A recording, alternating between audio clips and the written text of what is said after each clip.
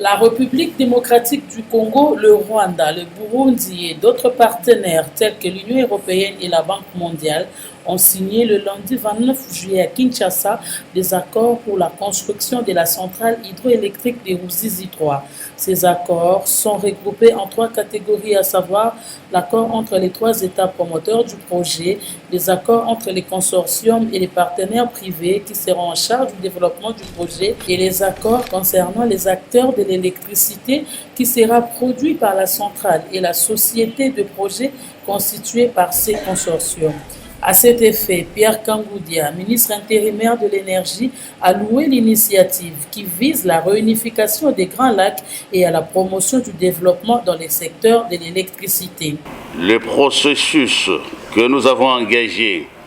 dénote de la détermination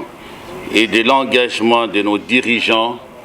à trouver ensemble des solutions adéquates aux problèmes de déficit énergétique et de développement qui frappent quasiment de la même manière nos populations de la région du Grand Lac. Et comme nous le savons, sans électricité, il ne peut y avoir de développement, car tous les acquis d'une société moderne en matière de communication, de transport, de santé, de recherche scientifique, de production agricole et industrielle ne fonctionneraient jamais sans électricité.